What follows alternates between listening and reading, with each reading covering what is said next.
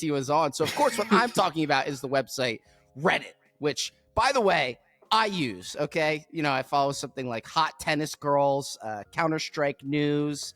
So it's fine. I don't mind getting a scroll on there. But there was one time where I went on the website and I wasn't logged in, so I got to kind of get a taste for what the main page is. Dude, It's so bad, right?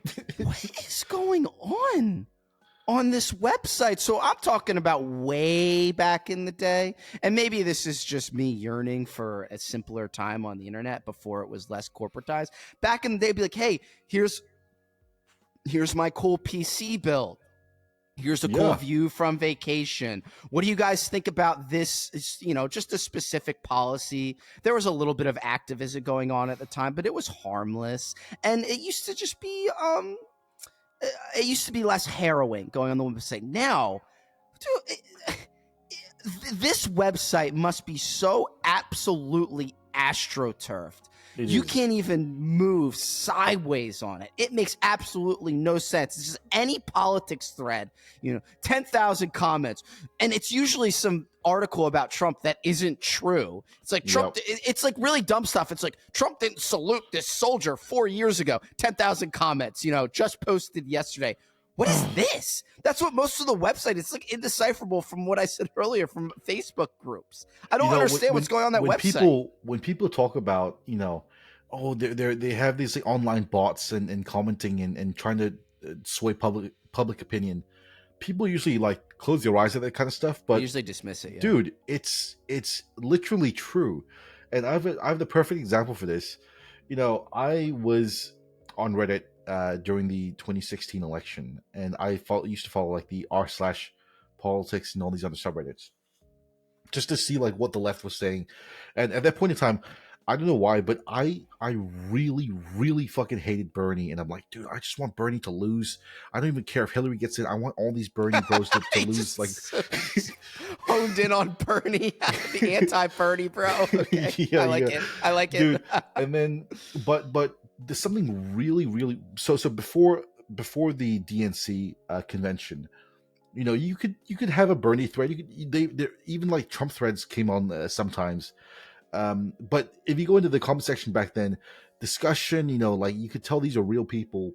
Dude, as soon as Hillary got the nod at the DNC, I should, it was literally like a switch was flipped, and any dissenting opinion that wasn't with the status quo got deleted. So believe me when I say this, there literally are like armies of fucking bots on Reddit, especially in the political ones that do sway opinions. Oh, absolutely. And you know why? Because information is the only value that website holds. It has capitalized the least on monetization compared to other social media platforms. Your advertising dollars are worthless on Reddit. They're probably worth more on 8chan at this point than they are on Reddit. It's not worth it advertising on there. So if you're not able to capture advertisers, you're able to capture influence. And that influence can be bought and paid for. For instance, League of Legends. The League of Legends subreddit is a appendage of Riot. The moderators are subservient to Riot. So whatever they want to get out about their game, they can inform that through their subreddit and make it look like it's organic, which it is not. So take that same idea with politics, and now it's overwhelming. And you know what was so funny? The last bastion of, Wild West Reddit, and I don't get me wrong, it was an obnoxious place to be, but you couldn't help but have fun at the time. You just had to be there. The Donald was hilarious. That was a great place to be on Reddit. I was in the Donald when it had 15,000 subscribers, dude. It was so fun back then.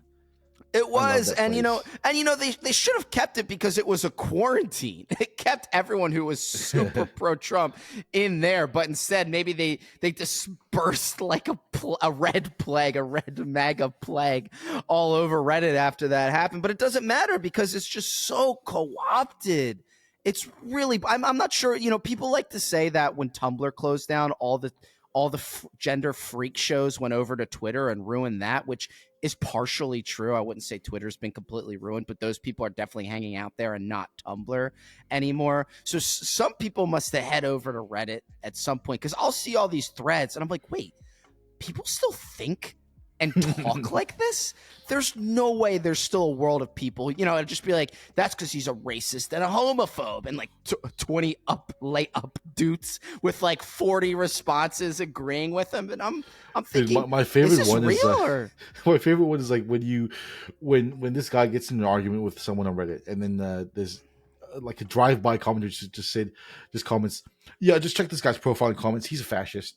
Yeah, I know. That's what happened. Dude, that's what happened to me one time. I posted a problem I was having with the house I used to live in, and then someone answered the question and then commented again, said, never mind, I looked at your vote history. Your comment history, your views are reprehensible. I hope you don't solve the problem with your house. What? That's not fair. Are you kidding me? Look, this is just about an HVAC issue, okay? You don't need to go into my political ideologies. It's just mind-blowing stuff. I couldn't believe it. And it's sad. It's sad because I say this to people.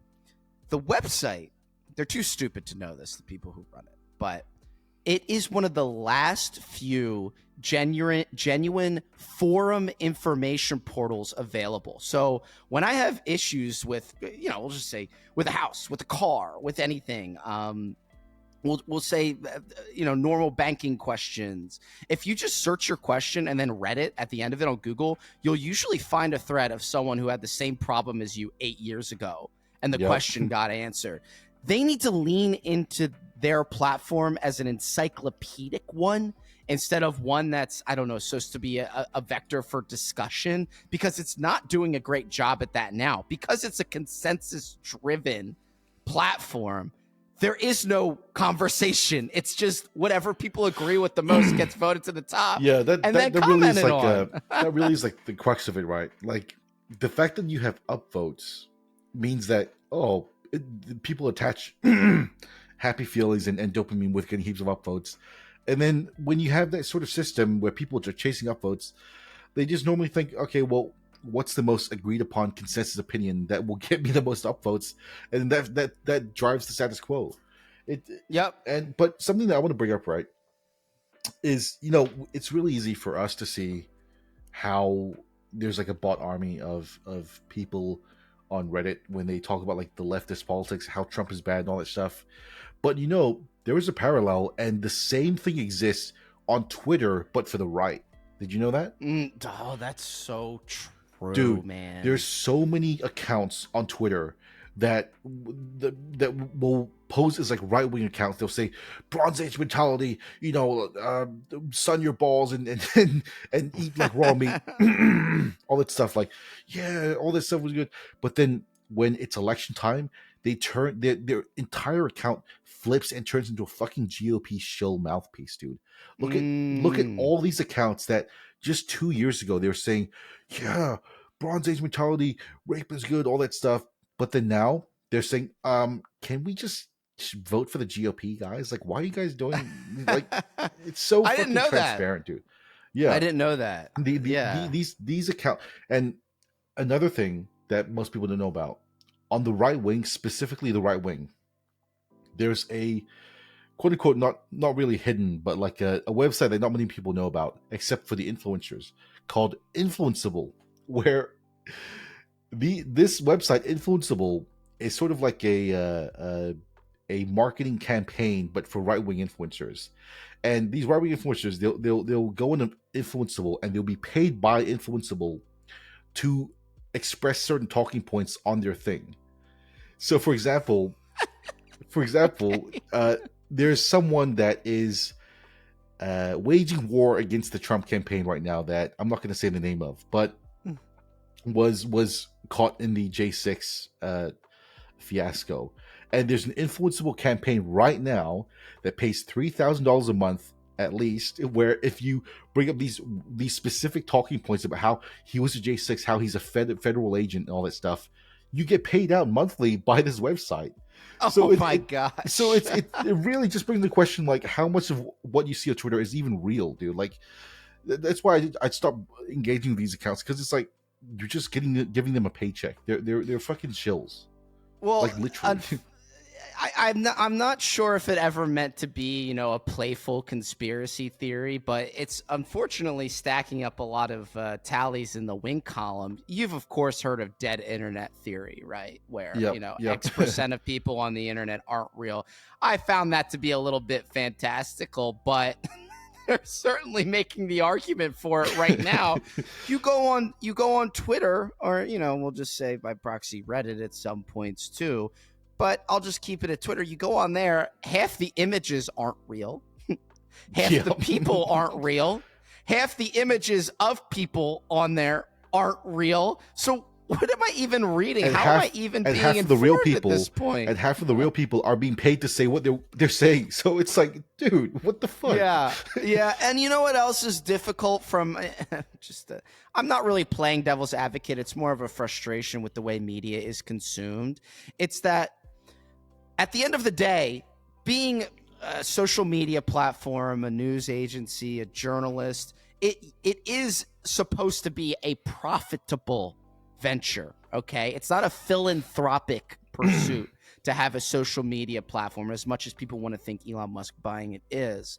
You have to make money on these platforms. The problem is, and this extends to news as well, we'll talk like Fox, CNN, anywhere else, people love to pretend that they want an unbiased news source.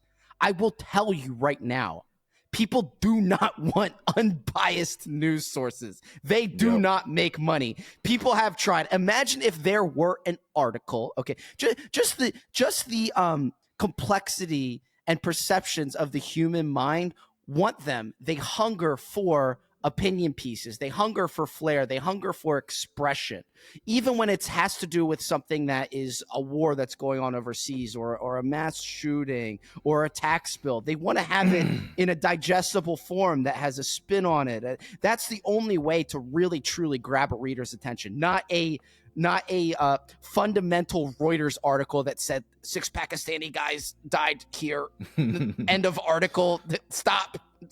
You know, and that doesn't make money for news corporations. It doesn't make money for social media. So ultimately, people want to be told how to feel about things because they're not intelligent enough to develop their own opinions. That goes for the majority of people. Or they already have their worldviews, and they'd rather have something that kind of let them see things through the lens of that worldview, I think that's just human nature in general. To want objective news articles and stances on social media it's just against human nature. It's never been that way. And, you know, do you think we'll just say during monarchies or medieval times, it would be under the guise of the king's rule or whatever the I would just say permeating religion would be at the time? You would look at things through those lens. On this great day of our Lord, this happened.